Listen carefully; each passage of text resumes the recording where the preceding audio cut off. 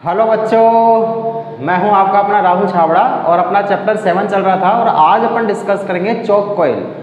Tubelights आपने देखी होगी पुराने टाइम में, जो अब आजकल तो एलईडी बल्ब चलते हैं, लेकिन ट्यूबलाइट पुराने टाइम में जो चलती थी उसमें एक चौक लगा हुआ रहता था जिसको चौक बोला जाता था, जो एक तरह की चौक कॉइल थी। वो चौक कॉइल का काम क्या होता था? करंट को रिड्यूस करना। करंट को रिड्यूस करना मतलब कि करंट को कम कर देता था। यदि एक्सिस में करंट आ रही है तो उसको कम करता था और कम करके जो रिक्वायर्ड अमाउंट की करंट थी उसी को आगे पास करता था, जिससे ट्यूबलाइट के जलने के चांसेस बहुत कम हो जाते थे। तो ये चौक कॉइल का काम होता था। तो चौक कॉइल एक्चुअल में क्या करता है? चौक कॉइल एक्सिस में जो करंट आ रही है उसको हटाता है, उसको कम करता है और जो रिक्वायर्ड अमाउंट की करंट है उसको आगे ट्यूबलाइट में फ्लो करवा देता है, ताकि ट्यूबलाइट के जलने के चांसेस कम हो जाते हैं। ठीक है, ये तो चौक कॉइल का काम है। अब प्रिंसिपल क्या होता है चौक कॉइल का? यदि अपन प्रिंसिपल की बात करें तो प्रिंसिपल क्या होता है, ये अपन को पता है कि प्योर इंडक्टर सर्किट जो होता है, उस प्योर इंडक्टर सर्किट में ईएमएफ जो होता है वो करंट से π/2 एंगल से आगे होता है। ठीक है, तो फेज डिफरेंस जो बनता है ईएमएफ और करंट के बीच में, वो फेज डिफरेंस एक्चुअल में क्या बनता है? π/2 का होता है। इस π/2 का होने के कारण जो एवरेज पावर लॉस होता है वो एवरेज पावर लॉस क्या हो जाता है? 0। वो कैसे होता है वो अपन आगे देख लेंगे। तो प्रिंसिपल क्या होगा कि ईएमएफ और करंट के बीच में चौक कॉइल के अंदर जो फेज डिफरेंस होता है वो फेज डिफरेंस π/2 का हो जाता है। ठीक है, ये इसका प्रिंसिपल हो गया। यदि इसकी कंस्ट्रक्शन की बात करें तो कंस्ट्रक्शन देखो क्या होगा। कंस्ट्रक्शन इसमें होता है, एक लैमिनेटेड आयरन कोर होती है।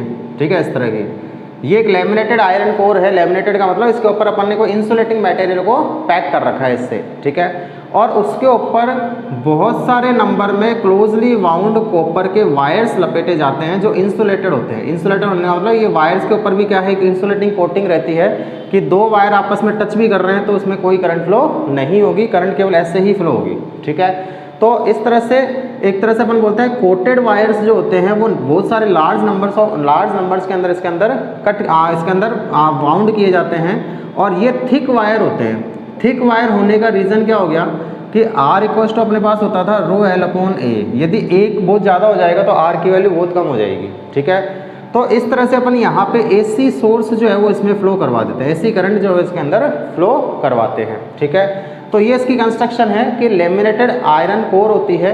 उस लेमिनेटेड कोर के ऊपर अपन ने कॉपर के वायर्स जो है वो इंसुलेटेड वायर जो है वो इस कॉपर के इसके ऊपर बहुत लार्ज नंबर ऑफ वायर्स में लपेटे गए हैं।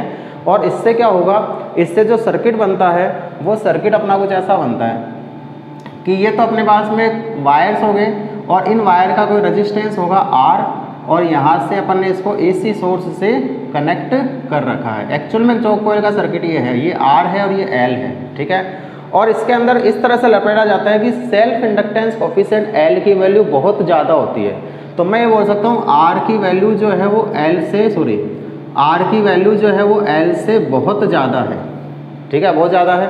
तो इतनी ज़्यादा है तो अब इसके बाद में ये तो अपना कंस्ट्रक्शन हो गया। अब इसकी वर्किंग को अपन यदि समझें तो वर्किंग क्या बोलती है वो चीज़ समझना। वर्किंग में अपन को पता है कि एवरेज पावर लॉस जो होता है उसका फॉर्मूला ये होता है I cos phi होता था ऐसा। और फिर इसको अपन और आगे यदि एक्सपेंड करें फॉर्मूले को तो ये बनता था I और cos phi क्या होता था? R/रूट में Z मतलब R² प्लस, और केवल L ही है तो C तो आएगा नहीं, तो अपन बोलेंगे ω/L को होल स्क्वायर हो जाएगा ऐसे। फिर अपन ने ये बोला कि R की वैल्यू जो है वो L से बहुत कम है, या फिर R की वैल्यू जो है वो ω/L से बहुत कम है बहुत कम, क्योंकि अपन ने जो इंडक्टिव कॉइल ली है उसका सेल्फ इंडक्टेंस कोफिशिएंट बहुत ज़्यादा है। ठीक है, तो इस तरह से ये वैल्यू बहुत ज़्यादा है और ये वैल्यू बहुत कम है। तो इस दोनों में देखेंगे तो R की वैल्यू इसके कंपैरिजन में बहुत कम है, तो ये वाली वैल्यू जो है ये वाली वैल्यू ऑलमोस्ट 0 हो जाएगी। तो बचेगा क्या? रूट में ω/L का होल स्क्वायर, यानी कि केवल ω/L। तो एवरेज पावर जो निकल के आएगी वो एवरेज पावर क्या निकल के आ जाएगी? I/RMS R/ω/L बन जाएगा। cos phi की वैल्यू क्या हो गई? ये वाली R/ω/L। फिर अपन ये भी बोल रहे हैं, फिर वापस से कोई कंडीशन लगा दो कि R की वैल्यू जो है वो ω/L से बहुत कम है। यदि ऐसा है तो ये वैल्यू 1 से बहुत कम आएगी। ठीक है, 0.001 0.002 कुछ इस तरह से आएगी, और 1 से बहुत कम आएगी तो ये ओवरऑल वैल्यू जो आएगी वो ऑलमोस्ट क्या हो जाएगी? 0 हो जाएगी। तो अपन बोल सकते हैं कि एवरेज पावर लॉस जो होगा वो ऑलमोस्ट क्या होगा, 0 होगा। क्योंकि यहाँ से देख लो, यदि ये वैल्यू बहुत कम आएगी तो ये वैल्यू ऑलमोस्ट 0 आएगी, ऑलमोस्ट 0 आएगी तो 0 किसी से मल्टीप्लाई करो तो ऑलमोस्ट 0 ही बनता है। तो इसका मतलब प्योर इसके अंदर चोक कॉइल के अंदर जो एवरेज पावर लॉस होता है वो 0 होता है। तो इसने करंट को भी कंट्रोल कर लिया, क्योंकि रजिस्टेंस की वैल्यू बहुत ज़्यादा हो गई। क्योंकि रजिस्टेंस क्या बनता है, जेड का यदि अपन फॉर्मूला देखें तो जो इम्पिडेंस बनता है वो बनता है रूट में r² प्लस ओमेगा एल का होल स्क्वायर बनता है ये। तो जब ओमेगा एल की वैल्यू बहुत ज़्यादा है तो जेड की वैल्यू बहुत ज़्यादा है, तो इम्पिडेंस यदि बहुत ज़्यादा होगा तो अपने पास फॉर्मूला क्या होता है करंट का फॉर्मूला ये होता है IRMS equals to ERMS upon root में r² प्लस ओमेगा एल का होल स्क्वायर हो जाएगा ऐसे।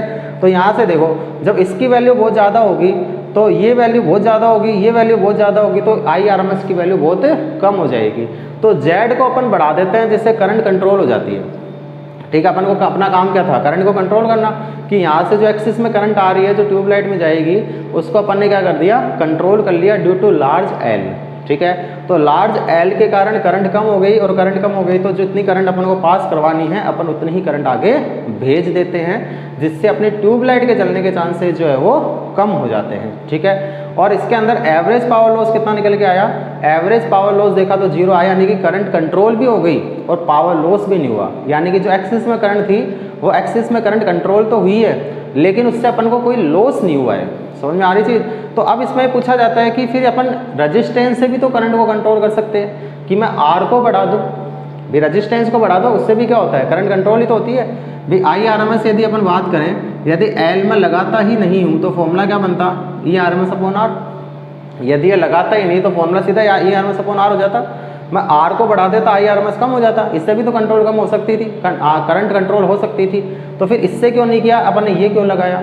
ठीक है, तो उसका रीज़न क्या होता है, यदि मैं रजिस्टेंस लगाता तो उस कंडीशन में जो एवरेज पावर लॉस होता है उसका फॉर्मूला होता है ERMS स्क्वायर टू R। ठीक है, यानी कि उस कंडीशन में एवरेज पावर लॉस 0 नहीं होता, यानी कि कुछ ना कुछ जो करंट कंट्रोल होती है वो एक्चुअल में लॉस ही होता, लेकिन यहाँ पर करंट कंट्रोल भी हुई है और अपनी एनर्जी का लॉस भी नहीं हुआ है। इसलिए अपन बोलते हैं कि जो चॉक कॉइल होती है उस चॉक कॉइल के अंदर प्योर रेजिस्टेंस नहीं लगाकर अपन इंडक्टेंस लगाते हैं, ताकि इंडक्टेंस में एवरेज पावर लॉस नहीं होता है। लेकिन यदि मैं प्योर रेजिस्टेंस लेता तो उस कंडीशन में अपना एवरेज पावर लॉस निकल के आता, यानी कि अपनी एनर्जी का लॉस होता तो बिजली का बिल और ज़्यादा आता, और इसमें कोई लॉस नहीं हो रहा है इसलिए बिजली का बिल अपना नॉर्मल ही आएगा। ठीक है, फिर आता है कि चॉक कॉइल जो होता है उसका यूजेज कहाँ कहाँ है, तो मोस्टली तो इसका यूज कहाँ होता है, फ्लोरोसेंट ट्यूबलाइट के अंदर। ट्यूबलाइट के अंदर चॉक कॉइल का यूज होता है, क्योंकि ट्यूबलाइट में एक्सेस अमाउंट की जो करंट आती है उससे ट्यूबलाइट के जलने के चांसेस हो जाते हैं, जिससे इसको अपन जलने से बचाने के लिए अपन क्या करते हैं, करंट को कंट्रोल करते हैं। और करंट को कंट्रोल किस तरीके से किया जाता है, लार्ज L लेके।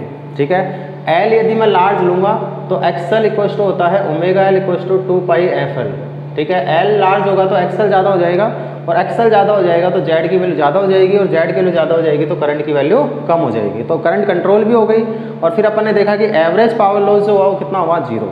तो करंट कंट्रोल भी हुई और लॉस भी नहीं हुआ, एनर्जी का कोई लॉस भी नहीं हुआ। इसलिए अपन इस चॉक कॉइल को फ्लोरोसेंट ट्यूब में काम में लेते हैं, रेजिस्टेंस काम में नहीं लेते करंट को कंट्रोल करने के लिए, क्योंकि रेजिस्टेंस काम में लेंगे तो पावर लॉस 0 नहीं होता है, कोई ना कोई पावर लॉस होता, यानी कि जो एनर्जी कंट्रोल होती है वो लॉस में ही निकल जाती, तो उससे अपन को लॉस ज़्यादा होता, बिजली के बिल ज़्यादा आते। लेकिन इसमें एवरेज पावर लॉस 0 है इसलिए बिजली का बिल ज़्यादा नहीं आएगा, यानी करंट कंट्रोल भी हो जाएगी और किसी तरह का कोई लॉस भी नहीं होगा। ठीक है, तो ये सारा की सारा अपने पास में चॉक कॉइल के अंदर निकल के आता है कि चॉक कॉइल किस तरह से काम करती है, उसका प्रिंसिपल क्या है, उसकी कंस्ट्रक्शन क्या है, उसकी वर्किंग क्या है, और उसको यूजेस कहाँ कहाँ हैं।